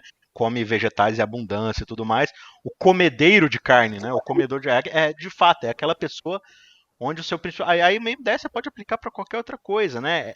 Temperança não é abstenção, e intemperança, né, é outra ideia, né? É essa ideia de você de fato ir para o extremo das coisas, para essa indulgência máxima do apetite, do egoísmo, da cobiça do estômago ali e tudo mais, né? Exatamente. E veja a situação em que ela estava, né? Numa cultura em que as pessoas só queriam comer carne. Se fosse hoje, quando as pessoas já comem pouca carne, já conscientemente, desde a infância, sabe que é importante comer verduras, comer frutas, sabe que é mais saudável aquilo ali. E hoje, principalmente, não só no meu tempo quando era criança, mas hoje, o que tem de vegetariano, o que tem de pessoas dando ênfase numa alimentação mais saudável, não é brincadeira. Eu acho que ela perderia tempo, digamos, perder tempo escrevendo sobre isso. Hoje eu acho que ela estaria falando muito sobre sódio e conservantes e comida ultraprocessada, que é um veneno desgraçado. Exato. Tenho certeza que ela estaria escrevendo sobre isso hoje. Uhum. Bom, acho que é isso, pessoal. Sim. Eu tava com um negócio na cabeça esquecendo, não? Mas é isso aí. Então vamos finalizar. Que é isso, né? É carnes, né? Outra coisa. Outras coisas que ela condena. Não, graças a Deus não. Então, mais alguém? Acho que não, né? O pessoal ficou a live toda caladinho. Quem falou foi o Romulo, basicamente. Devem estar conformados com o que foi exposto aqui. Obrigado, Isaac, aí, né, pelas acessões, pelas colaborações. Obrigado, Romulo, por contribuir também. Obrigado, Giovanni, que foi a âncora aí, né? O cara que esclareceu muita coisa pra gente. E vocês que participaram, obrigado também, né, aos ouvintes. Obrigado pela paciência e, enfim, a gente espera que tenha alcançado vocês, esclarecido vocês, né, e que vocês saibam consumir a Ellen White, né, como bom adventista. E a Ellen White como ela desejava que nós fôssemos, né. Então, para finalizar, outra vez, eu gostaria de pedir que Giovanni, eu vou pedir para o Isaac fazer, pode ser? A oração? Pode ser. Então eu vou pedir para o Isaac fazer a oração conosco. O Giovanni fez a inicial, o Isaac termina com a gente e a gente se despede. Beleza, oremos. Querido Deus, obrigado. Revela a nós por muitos meios, formas, muitas pessoas, muitas circunstâncias. Nós temos a Bíblia como regra de fé, como a grande revelação que o Senhor presenteou a mostrar o teu caráter, mostrar o tamanho do teu amor por nós. Mas esse mesmo livro também mostra pra gente que o Senhor deseja continuar falando conosco, que muitas vezes a gente se volta contra a tua palavra, a gente se afasta, esquece. E é bom saber que o Senhor nos ama tanto que ao longo da história o Senhor tem levantado pessoas para nos lembrar do quão é importante nos voltarmos para a tua palavra. Nós, como adventistas, acreditamos nesse dom, ou pelo menos a maioria, manifestado em Ellen White, e precisamos desse espírito que inspirou Ellen White, que inspirou a Bíblia. Precisamos a cada dia desse espírito em nós para nos ajudar a lê-la, né, a interpretá-la de forma saudável, entender os princípios, entender de fato o seu objetivo, que acredito que seja o mais amplo de todos, exaltar a tua palavra, né, esse retorno à Bíblia, à Escritura. Então, que esse Espírito nos ajude, nos capacite a cada dia a nos voltarmos para a grande vontade que ela tinha de que sejamos um povo que tem a Bíblia e somente a Bíblia como nossa grande regra de fé. dê-nos uma semana feliz, um companheirismo aí dentro de cada uma das nossas limitações no meio dessa pandemia, mas que o Senhor esteja com cada um de nós. É o que te pedimos em nome de Jesus. Amém. O que eu ia falar é o seguinte, com relação ao uso de Ellen White, a função dela, Igor me mandou um artigo, ano passado, de Dennis Kaiser. Ele, cara, é impressionante como ele documenta muito bem o seguinte fato: a igreja, nos primeiros anos, nas primeiras décadas, não citava os escritos de Ellen White nas suas revistas, na lição da escola sabatina. Os pioneiros não citavam, não usavam para apoiar nada. Ele disse que a primeira pessoa, ele documentou isso, ele conseguiu achar historicamente a primeira pessoa que começou a utilizar os escritos de Ellen White dessa forma. E foi ninguém menos do que Ken Wright. O cara que depois saiu da igreja, passou a acusar a igreja do que ele introduziu. Cara, só fazendo um parênteses aqui, eu estava comentando com os meninos semana passada, no Clube do Livro que a gente tem, a gente está lendo Em Busca de Identidade. E, poxa, na história da igreja a gente vê, né, lógico que aquele livro é uma breve introdução, né, da história da igreja, da construção das doutrinas, mas, cara, os caras que faziam esse uso indiscriminado, né, por exemplo, o A.T. Jones, que teve uma participação grande, né, o Wagner, né, eles fizeram um uso equivocado dos escritos de Ellen White, e foram justamente esses caras que saíram, que abandonaram a fé adventista depois, né, isso é curioso, parece uma regra. Essa galera com esse espírito sectário, né, faz o uso equivocado de Ellen White, com o espírito de piedade, mas depois são os primeiros a dar um pé na bunda da igreja, né, e a pregar heresia e toda essa porcaria aí. Parece que é um fenômeno a ser estudado aí no adventismo. Exatamente. Então assim, ele mostra lá, Dennis Kaiser, que a primeira pessoa que fez isso foi no ano de 1885, ou 86, que na Review in the Herald, a primeira vez, os leitores se depararam com algo nunca visto até então, e alguém utilizando os escritos de Ellen White para apoiar os pontos lá levantados. Os pioneiros não faziam isso. E na lição da escola sabatina, essa sessão com o texto de Ellen White, que a gente tem hoje, só começou a ser feita 10 anos depois, em 1896, com W. Prescott. E Prescott, depois, ele se arrependeu disso aí, ele voltou atrás, ele viu que Ellen White não deveria ser usado dessa forma. Ele introduziu isso na lição, mas, infelizmente, ele, apesar de ter voltado atrás, já era tarde demais. As pessoas adventistas aprenderam, pelo exemplo dele, a começar a fazer o mesmo. Mas a igreja passou décadas sem usar os textos da irmã White para apoiar nem na Review in the Herald, nem na lição sabatina, nada, não citavam para isso. Eles usavam só a Bíblia. Até livros, até materiais de historiadores no Adventista eles utilizavam nas revistas, mas não citavam Ellen White. Só um detalhe sobre esse artigo que o Giovanni está falando.